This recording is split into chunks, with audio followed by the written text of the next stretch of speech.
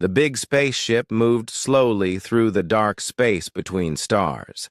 Its name was Harmony's Voice, and it carried beings from many different worlds. They called themselves the Galactic Confederation. Ambassador Cato stood on the bridge and looked at the screens showing a blue and green planet ahead. "Ambassador, we are getting close to the target world," said Captain Minho.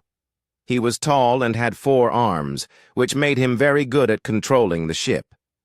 "Dr. Yuna has finished studying the signals from that planet."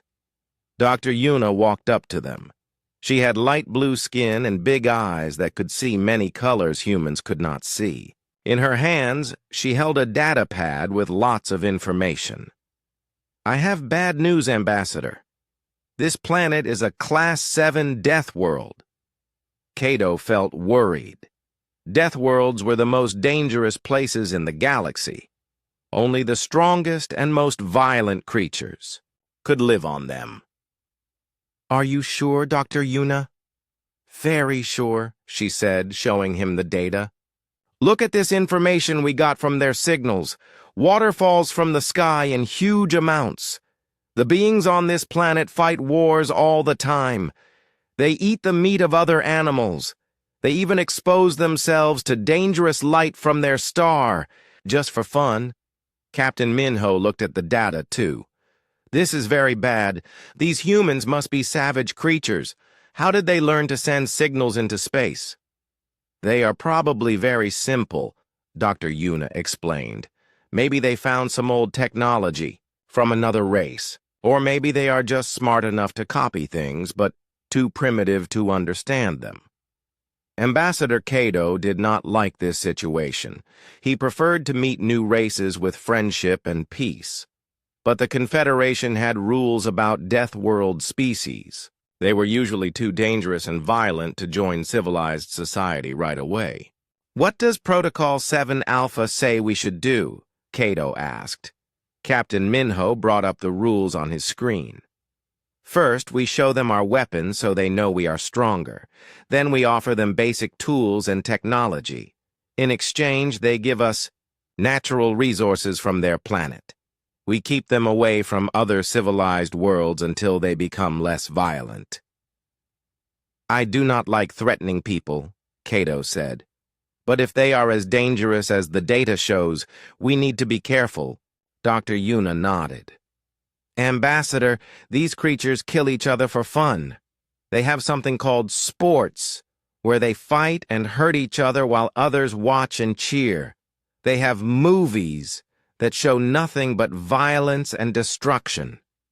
Their whole culture is based on conflict." Far away on the blue planet, Dr. Jiwon sat in a small room filled with computers and screens. She worked at the Seoul Deep Space Communications Center, listening for signals from space. Most days she heard nothing but cosmic noise, but today was different. The computers started beeping loudly. Dr. Jiwon looked at her screens and saw something.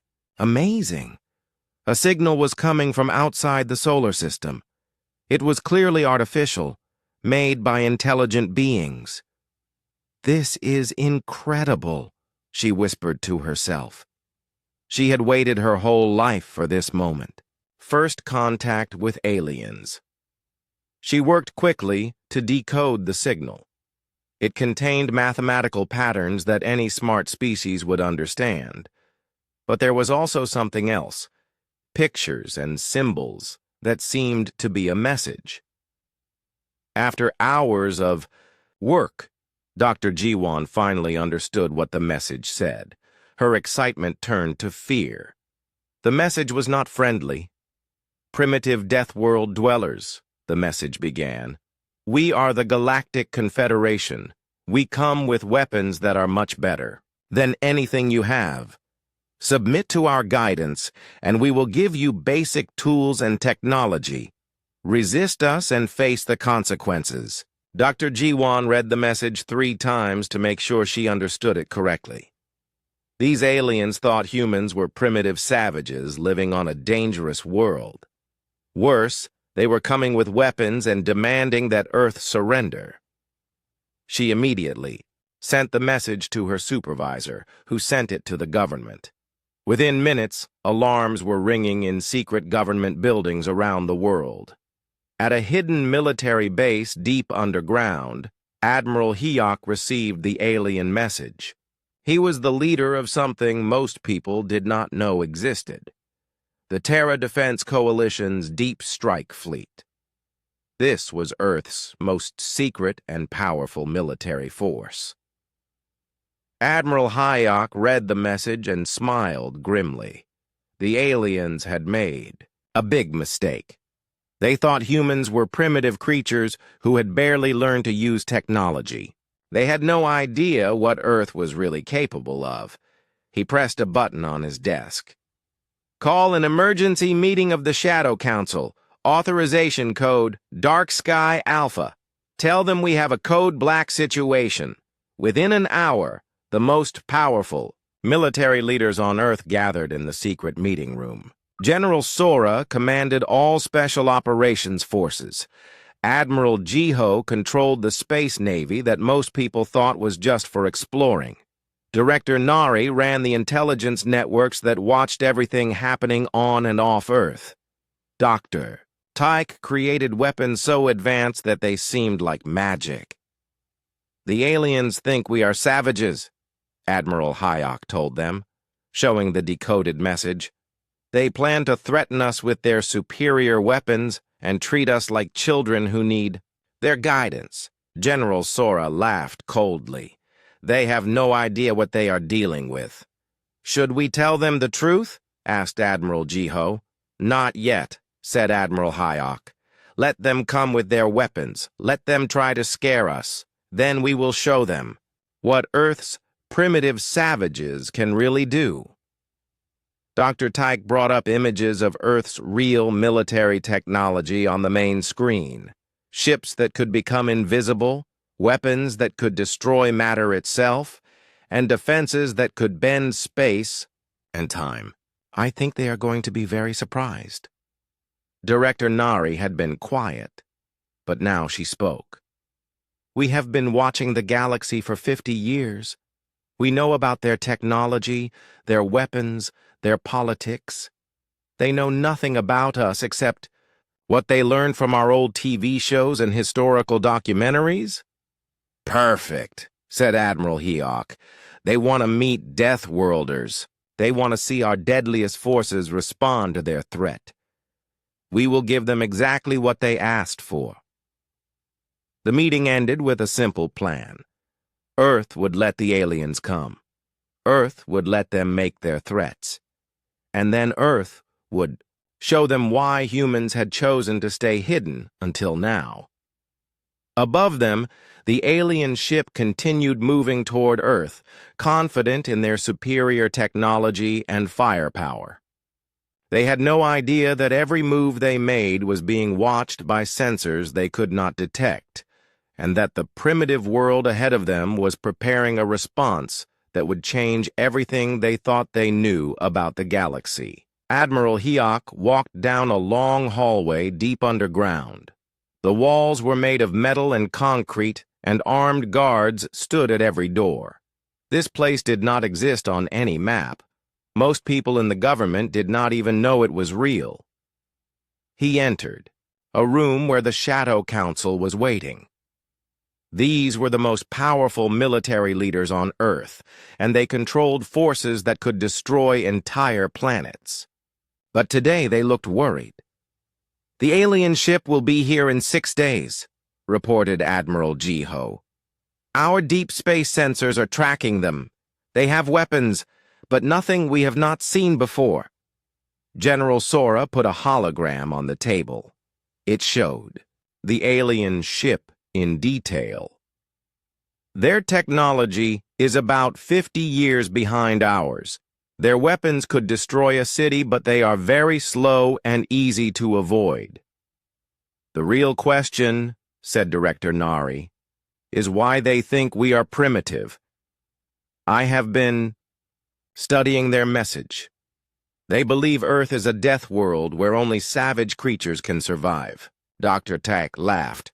They probably watched our old movies and thought they were real. Remember, we have been sending TV signals into space for over 100 years. If they saw our war movies and horror films, they might think we are always fighting and killing each other. That explains part of it, said Director Nari. But I think there is more. They probably do not understand Earth's environment. To them, our weather might seem dangerous. Our oceans might look like acid. Our sun might seem too bright. Admiral Hayek nodded. It does not matter why they made this mistake. What matters is how we respond. They sent us a threat demanding that we surrender to their superior technology. I think it is time to show them what Earth's technology can really do. He pressed a button and the lights dimmed. A new hologram appeared, showing 5 sleek black ships floating in space. These ships looked nothing like the rockets and shuttles that people saw on TV. They were smooth and deadly, like sharks made of metal and energy. The Deep Strike Fleet, Admiral Hayek said proudly. Captain Hana will lead the mission on the Silent Thunder. Captain Do-hyun will take the Dark Matter. Captain Somin commands the Void Walker. Captain Kyung leads the Shadow's Edge. And Captain Yunho will pilot the Death's Whisper. Dr. Take stood up and pointed at the ships.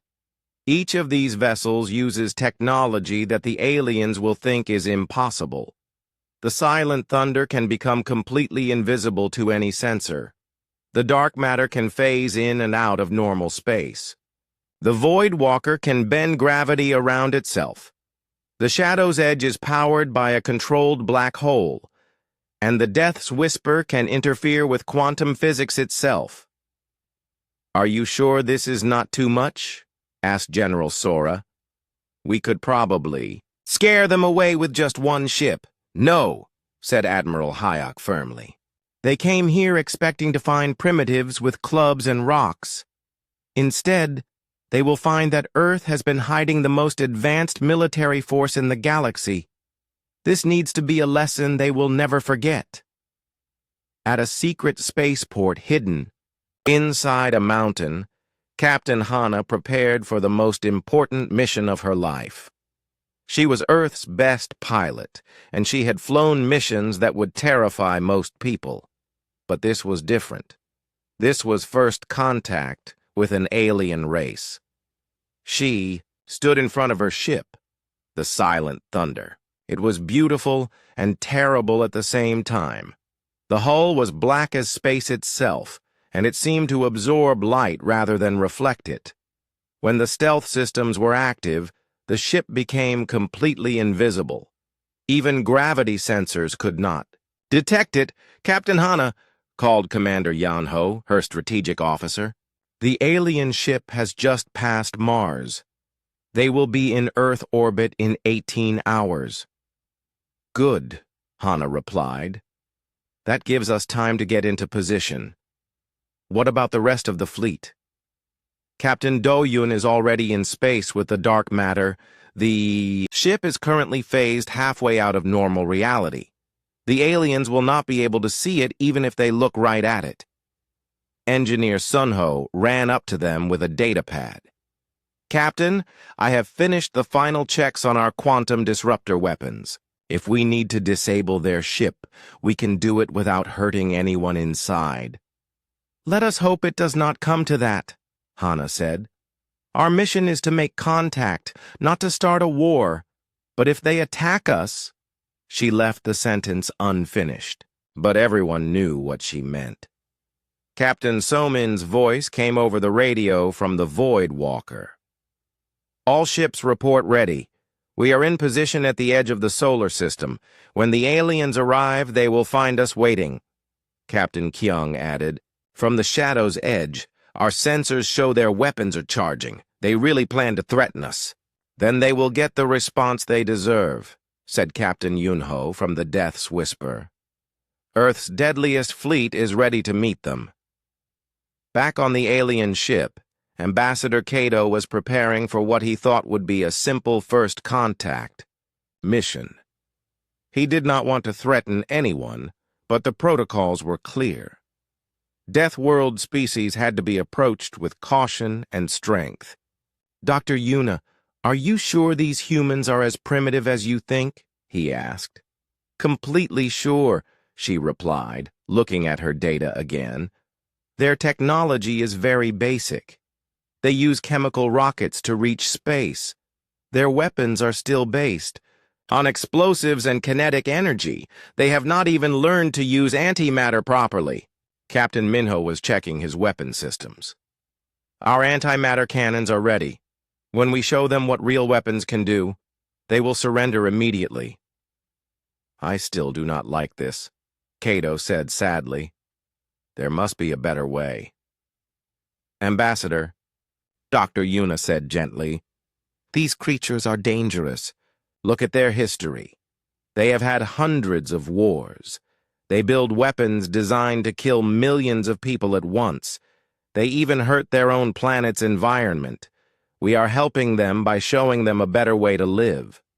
What Dr. Yuna did not know was that human technology had advanced far beyond what Earth chose to show the galaxy. The chemical rockets were just for moving supplies to the space stations that everyone could see. The real ships used technology that could fold space itself. The weapons that the aliens thought were primitive were actually the old ones that Earth no longer used. The real weapons could target individual atoms across vast distances, or make entire ships simply stop existing. Dr. Jiwan sat in her communications center, watching the alien ship approach. She could see it clearly on her screens, but she knew the aliens could not see the 5 Earth ships that were already moving to intercept them. "This is going to be interesting," she said to herself. On board the Silent Thunder, Captain Hana gave her final orders. "All ships, maintain stealth mode until I give the signal. Let them enter our space. Let them prepare their weapons. Let them think they are in control." "And then?" asked Commander Yeonho. "Then we show them what happens when someone threatens." "Earth," Hana replied with a cold smile. The alien ship crossed into Earth's outer solar system, confident and ready to demonstrate their superior firepower to the primitive savages below. They had no idea that they were about to encounter the most advanced military technology in the galaxy, piloted by humans who had been preparing for this moment for decades. The stage was set for a first contact that would change everything both species thought they knew about the universe. The alien ship Harmony's voice moved slowly into Earth's solar system. Ambassador Cato stood on the bridge, looking at the blue planet through the main screen. It looked peaceful and beautiful, not like the dangerous death world he had expected. "Beginning the demonstration protocol," announced Captain Minho. "Charging antimatter weapons." The ship's main guns powered up with a low humming sound. These weapons could destroy large asteroids and create bright explosions that could be seen from very far away. The aliens believed this show of force would terrify the primitive humans below. "Target that large asteroid," ordered Cato, pointing to a rock floating near Earth's moon. "Make sure the humans can see the explosion clearly." The antimatter cannon fired, and the asteroid disappeared in a flash of brilliant light. The explosion lit up space like a small star for several seconds. On the alien bridge, everyone smiled. Surely the humans would understand how powerful their visitors were. Dr. Yuna watched her sensors carefully. "Ambassador, something is wrong. I am not detecting any panic signals from Earth. Their radio transmissions have gone completely silent." "Maybe they are too scared to speak," suggested Captain Minho. "Primitive species often freeze when they see superior technology." But Dr. Yuna was worried. "No, this is different. It is like they turned off all their communications at exactly the same time. That requires coordination and planning. Ambassador Cato felt a chill run down his spine. Coordination and planning were not things that primitive Deathworld creatures should be able to do. Deep in space, invisible to all alien sensors, the Earthship Silent Thunder watched everything. Captain Hana stood on her bridge with her arms crossed, studying the alien vessel. "They just destroyed an asteroid to show off their weapons," reported Commander Yeon-ho. "It was a nice light show, but their antimatter technology is very outdated." "How outdated?" asked Hana. Engineer Sun-ho checked his instruments. "About 60 years behind our current level. Captain, our shields could absorb that blast without taking any damage at all." "Good to know," Hana said calmly.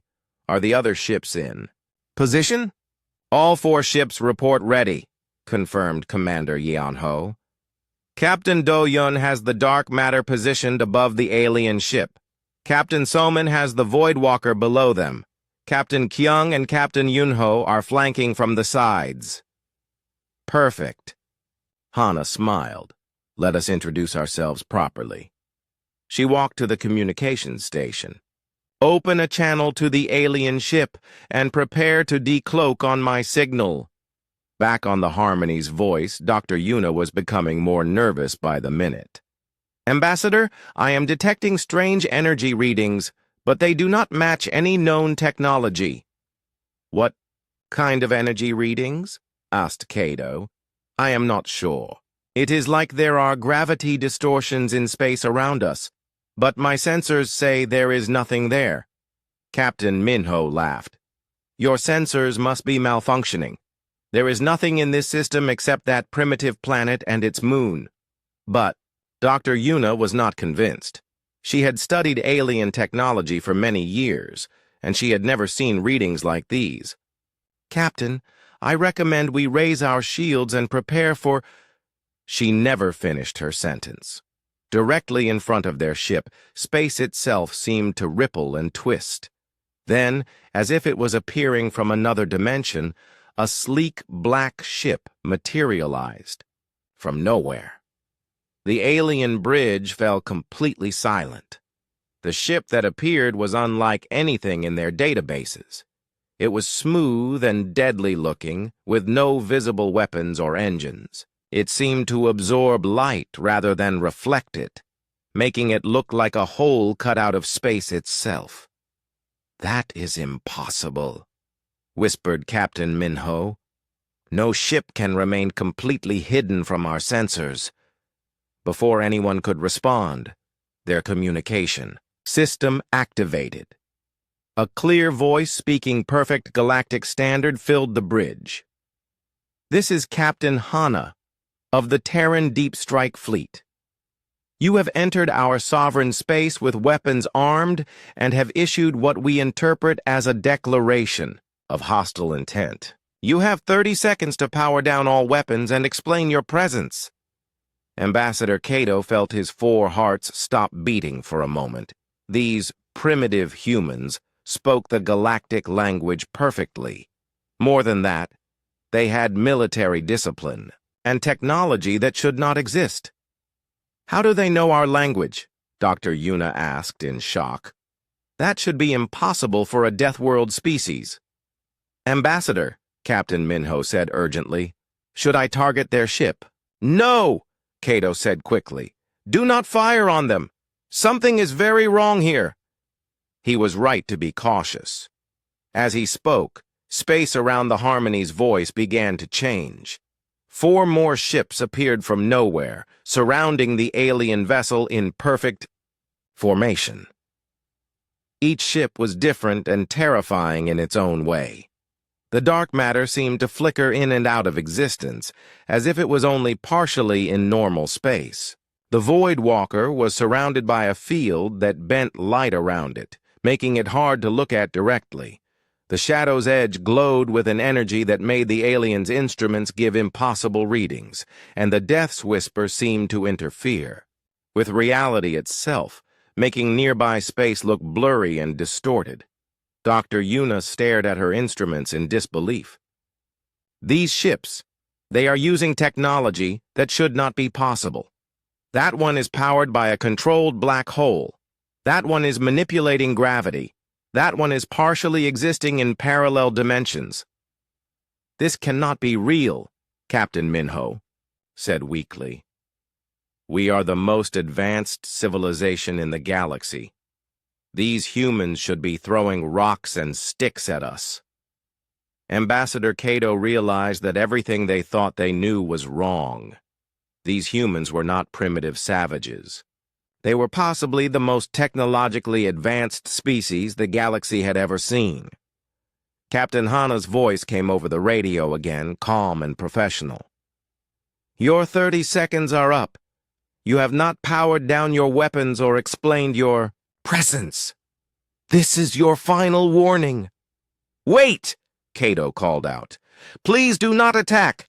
I am Ambassador Cato of the Galactic Confederation. We came here to make peaceful contact with your species. Peaceful contact? Hana's voice had a dangerous edge to it. Your message to our planet demanded our surrender and threatened us with superior weapons. You destroyed an asteroid to demonstrate your firepower. Explain how this constitutes peaceful contact. Cato felt ashamed. The protocols had seemed reasonable when dealing with primitive species, but these humans were clearly not primitive. We made an error. Our scientists classified your world as a death world inhabited by a savage species. Our protocols required a show of strength before peaceful negotiations. There was a long pause.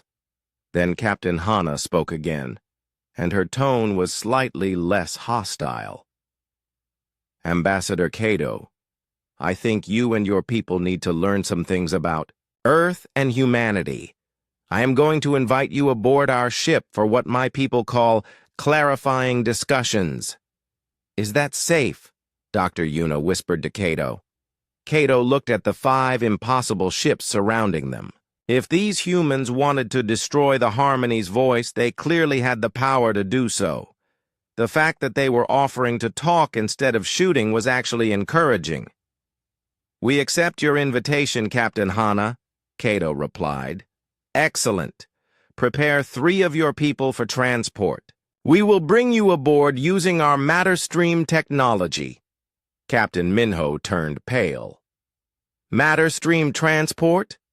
They can disassemble and reassemble living beings at the quantum level? That technology is considered mythical even by our best scientists. But before anyone could object, a soft blue light filled the bridge. Cato felt a strange, tingling sensation, and then everything went white. When his vision cleared, he was standing in a room that looked like nothing he had ever seen. The walls seemed to be made of a material that was both metal and crystal at the same time. Soft light came from everywhere and nowhere, and standing in front of him was a human. Captain Hana was smaller than Cato had expected, but there was something about her that made it clear she was extremely dangerous. Her eyes were calm and intelligent, but they held the promise of terrible violence if she was threatened. Welcome aboard the Silent Thunder, Ambassador Cato, she said with a slight smile. I think it is time for you to learn the truth about humanity. Ambassador Cato stood in the strange room aboard the human ship, feeling very small. Dr. Yuna and Captain Minho were beside him, both looking as confused and frightened as he felt. The matter stream transport had been the most terrifying experience of his life. Being taken apart atom by atom and put back together somewhere else. Captain Hana walked around them slowly, studying the 3 aliens with curious eyes. Dr. Yuna, I believe. You are the scientist who classified Earth as a death world. Dr. Yuna could barely speak. How do you know my name? How do you know what I do? We have been listening to your communications for a very long time, Hana replied calmly. We know quite a lot about the Galactic Confederation. More than you, might expect. A door opened and 3 more humans entered the room. Dr. Tyke carried a small device that projected holograms into the air. Commander Yanho had a data pad with information about the alien ship. Engineer Sunho brought a collection of strange tools that seemed to glow with their own inner light. "Let me introduce my team," Hana said. "Dr. Take is our science officer. He will explain some things about Earth that you clearly do not understand. Commander Yanho handles strategy and intelligence. Engineer Sunho will show you some of our technology." Dr. Yuna found her voice. "Captain Hana, I must ask, how advanced is your civilization? Your ships use technology that we thought was impossible." Dr. Tyke stepped forward and activated his hologram projector. Images of Earth appeared in the air, beautiful forests, vast oceans, and cities that sparkled like jewels. "Dr. Yuna, you made a critical error in your analysis. Earth is not a death world. It is actually a paradise world, where life became so abundant that evolution became extremely competitive." "But the water falling from the sky," Dr. Yuna protested. "You mean rain?" Dr. Tyke smiled. "Rain is not a dangerous phenomenon. It is how our planet distributes fresh water to all living things. We have learned to predict when it will rain and use it to grow food and fill our rivers." Captain Minho spoke up. "What about the constant warfare we detected in your transmissions?" Commander Yeonho laughed. "You were watching our entertainment programs and historical documentaries. Humans do have conflicts, but most of what you saw was either fictional stories or events from our past. We make movies and television shows about war because conflict makes for interesting stories." "And the radiation exposure?" asked Dr. Yuna weakly. "Sunbathing," Engineer Sunho said with amusement. "Our atmosphere filters out the harmful radiation from our star. What reaches the surface is gentle and helps our bodies produce vitamins. We enjoy lying in the sun because it feels good and is healthy for us." Dr. Yuna felt sick as she realized the scope of her mistake. I completely misunderstood your entire civilization." "Yes, you did," Dr. Tyke said kindly. "But your error goes deeper than that. You assumed that intelligence could only develop on worlds where survival was difficult. The truth is the opposite. Earth's environment was so rich and supportive of life that many different species became intelligent. Competition for resources made us smart, but cooperation made us powerful." Ambassador Kato had been quiet, but now he asked the question that frightened him most. "How long have you known about us? About the Confederation?" Commander Yeonho consulted his data pad. 53 years, 4 months, and 12 days. We detected your first exploration ship when it passed through what you call the Outer Rim territories. "That is impossible," Captain Minho said. "That ship was equipped with the best stealth technology of its time. Your stealth technology hides you from sensors that work like yours," Engineer Sunho explained. "Our sensors work on completely different principles.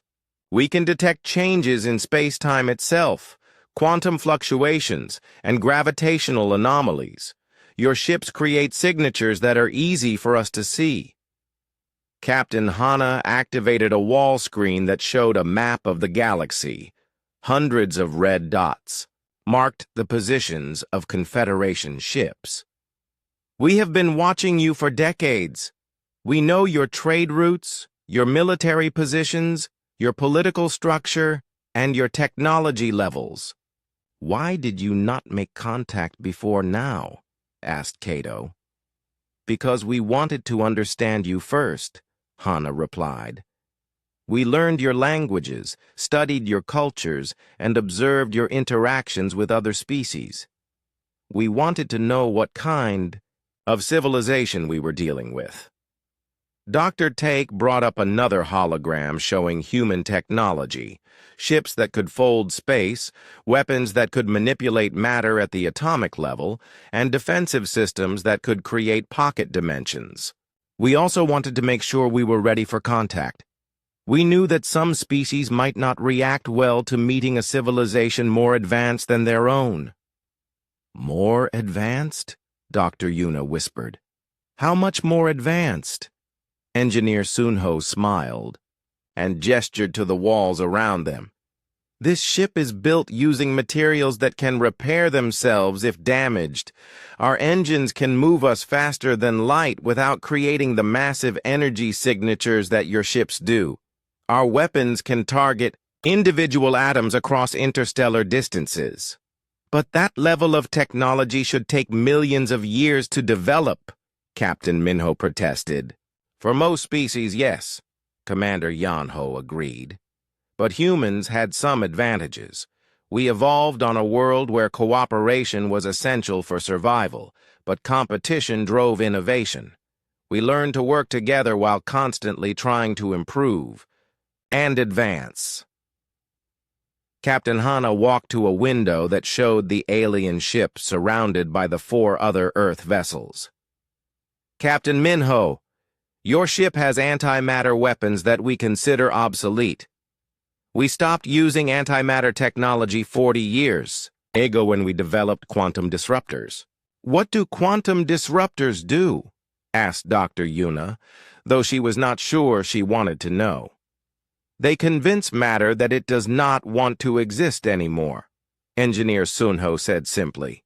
Very clean, very precise, and completely reversible if we change our minds. Ambassador Kato felt overwhelmed. Everything he thought he knew about the galaxy was wrong. What do you want from us? From the Confederation? That is a good question, Hana said thoughtfully. What we want depends on what you want. You came here expecting to find primitive savages. Instead, you found a civilization that has been quietly watching the galaxy for decades. The question is, what are you going to do with this information? Dr. Tak activated another hologram showing various alien worlds suffering from disease, famine, and natural disasters. We have technologies that could help many of your member species. Medical advances that could extend lifespans, agricultural techniques that could end hunger, defensive systems that could protect against the dark matter entities you have been fighting on the Outer Rim. You know about the dark matter entities? Kato asked in surprise. We have been fighting them for 20 years, Commander Yanho said matter-of-factly. They cannot penetrate our outer defensive perimeter, but we know they have been causing problems for your frontier colonies. Captain Minho looked stunned. You have been protecting us? Without us even knowing? Someone had to, Captain Hana said with a shrug. We were not ready to reveal ourselves, but we could not stand by and watch innocent people die. So we set up automated defense platforms on the edge of your territory. You probably thought they were natural phenomena that kept the dark matter entities away. Ambassador Kato realized that humanity had been secretly protecting the Confederation for decades. They had the power to conquer the galaxy, but instead they chose to help from the shadows. What happens now? He asked. Captain Hana smiled, and for the first time, it was a warm and friendly expression. Now, Ambassador, you get to make a choice. You can return to your people and pretend this never happened, or you can help us figure out how to properly introduce humanity to the galaxy. And if we choose to work together, then the galaxy becomes a much safer and more interesting place, Hana replied. But I should warn you, once the Confederation learns the truth about humanity, everything will change. The balance of power, the political structures, the very way you think about civilization itself. Dr. Yuna looked at the incredible technology surrounding them, and made her decision. "Captain Hana, I think it is time for the galaxy to meet humanity, properly." "Good," Hana said with satisfaction, "because ready or not, the universe is about to become a very different place." 3 hours later, another human ship appeared near the Silent Thunder. This one was larger and more elegant, clearly designed for diplomatic missions rather than combat. Ambassador Kato watched through the observation deck as the new vessel moved gracefully into position. "That is Admiral Hyok's flagship," Captain Hana explained. "He is the commander of Earth's Deep Strike Fleet and our senior diplomatic representative for galactic affairs." Dr. Yuna was still trying to process everything she had learned. "You have diplomatic representatives for galactic affairs? But you have never made official contact with anyone." "Official contact?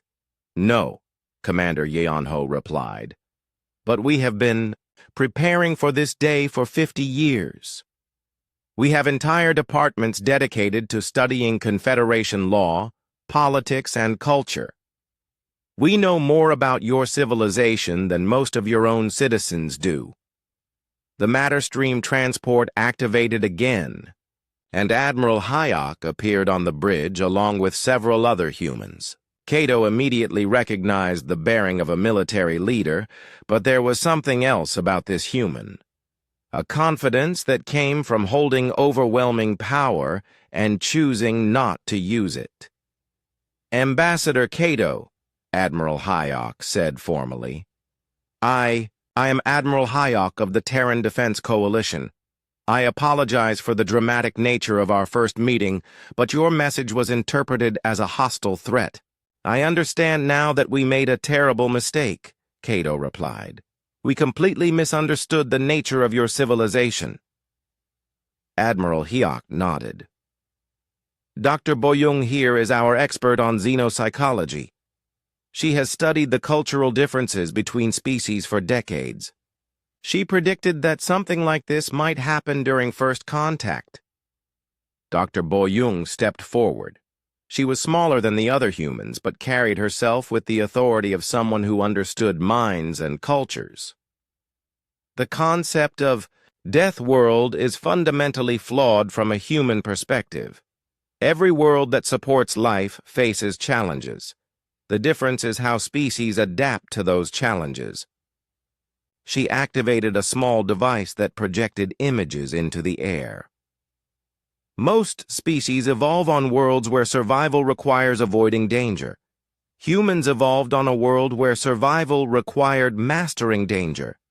This made us very different from other galactic civilizations." Ambassador Seoko, Earth's specialist in galactic affairs, brought out a thick document. "We have spent decades studying Confederation law and precedent. We know exactly what humanity's legal status should be under your existing treaties and agreements." "What status is that?" asked Kato nervously. "Full membership with special territorial rights," Seoko replied calmly. "Earth's technology level and military capability qualify us for Class 1 civilization status. Our peaceful intentions and scientific contributions qualify us for trusted member status. Our defensive capabilities qualify us for protector class." "Responsibilities," Captain Minho looked confused. "Protector class? That is the highest level in the Confederation. Only 3 species have ever achieved that status. 4 after today," Admiral Hyok said with a slight smile. "But our membership comes with conditions." General Mireille stepped forward. She was clearly a military strategist, and her presence made the small room feel more serious. "Earth's military technology is centuries ahead of current galactic standards. We cannot simply release this technology without proper safeguards and oversight." She activated a holographic display showing various alien worlds. "However, we are willing to share specific technologies that could benefit all Confederation members, medical advances that could save billions of lives. agricultural techniques that could end hunger on colony worlds, defensive systems that could protect frontier settlements from dark matter incursions. Dr. Yuna found her voice. What do you want in exchange? Recognition of Earth's territorial sovereignty over our local star cluster, Admiral Hayok replied. Acknowledgement that human space is off limits to military vessels from other species, and permission to establish a joint galactic defense initiative. Joint defense initiative? Asked Cato. Ambassador Sioko explained. The dark matter entities that threaten your outer rim territories are just the beginning. Our long-range sensors have detected much larger threats moving toward this galaxy from intergalactic space. The current Confederation military could not handle those threats alone. You are asking us to put human military forces in command of galactic defense, Captain, Minyo said slowly. We are offering to use our advanced technology to protect all civilized worlds, General Mirai corrected. Command structure would be joint with representation from all major species. But yes, human technology would form the backbone of the defense network. Admiral Hayok brought up a star map showing the entire galaxy. Red zones marked areas of dark matter activity, yellow zones showed regions under threat, and green zones indicated safe Confederation space. Without intervention, the red zones will expand to cover half the galaxy within 50 years. With human defensive technology, we can not only stop the expansion, but push the threats back entirely. Dr. Boyoung activated another display showing historical data. We have been protecting Confederation territory for 20 years without you knowing it. Our automated defense platforms have prevented 17 major dark matter incursions. We have saved an estimated 400 million lives. You have been protecting us this whole time? Cato asked in amazement. Someone had to, Admiral Hayok said simply. We were not ready to reveal ourselves, but we could not stand by and watch civilizations die when we had the power to help. Captain, Hana spoke up from her position near the window. Admiral, the Confederation Council needs to vote on our proposals. How long do we give them to decide? They can have as much time as they need, Admiral Hayok replied. But while they debate, the threats to the galaxy continue to grow.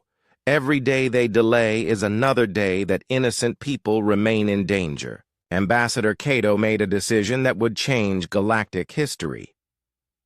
Admiral Hayok, I do not need to consult with the Council. As a senior diplomat with emergency powers, I can accept your terms on behalf of the Confederation. Are you certain? Asked Dr. Yuna. This will change everything about how the galaxy works. Dr. Yuna, Cato said firmly, look around you. Everything has already changed. We thought we were the most advanced civilization in the galaxy. We were wrong. We thought we were protecting ourselves from threats. We were wrong. We thought we understood what it meant to be a spacefaring species. We were completely wrong. He turned to Admiral Hayok. Humanity has been protecting the galaxy for decades without asking for anything in return. You have technology that could solve most of our greatest problems. You are offering to share that technology in exchange for partnership, not conquest. Only a fool would refuse such an offer. Admiral Hayok smiled and extended his hand. Welcome to the new galactic order, Ambassador Cato. 6 months later, Ambassador Cato stood on the bridge of a ship unlike anything the galaxy had ever seen. The Unity's Dawn was built using both human and Confederation technology, crewed by dozens of different species, and commanded by the newly promoted Fleet Admiral Hana. Dark matter incursion detected in the Rigel sector, reported Lieutenant Tejo from the sensor station. Looks like a Class 5 entity. Set course for Rigel, Admiral Hana ordered calmly. Charge quantum disruptors and prepare protective barriers around any inhabited worlds. The ship folded space around itself and arrived at the threatened system in seconds. What would have been a month-long crisis for the old Confederation fleet was resolved in minutes using human technology. "Entity neutralized," reported Captain Soman from the Void Walker, which had joined the mission. "No casualties, no damage to colonial infrastructure." Cato watched the rescue operation with satisfaction. The galaxy had indeed changed completely, but it had changed for the better. Worlds that had lived in fear of dark matter attacks now felt safe. Colonies that had struggled with famine now had abundant food thanks to human agricultural technology. Species that had been slowly dying from genetic diseases now lived longer, healthier lives thanks to human medical advances. "Admiral Hanna," he said as the fleet prepared to return to patrol, "do you ever regret revealing yourselves to the galaxy?" Hanna looked at him with those calm, dangerous eyes that had first terrified him 6 months ago. Now he found them reassuring. "Ambassador, we spent 50 years hiding because we were not sure if the galaxy was ready for us. It turns out the galaxy was not ready for us. It desperately needed us." She gestured to the star map showing green zones that now covered most of galactic space. "The only thing I regret is waiting so long to help." As the Unity's Dawn jumped to its next patrol sector, Cato reflected on the irony of first contact. The Confederation had called humanity Deathworlders and demanded that Earth's deadliest forces respond. They had gotten exactly what they asked for. Earth's deadliest had indeed responded. They had responded by becoming the galaxy's protectors, saviors, and guardians.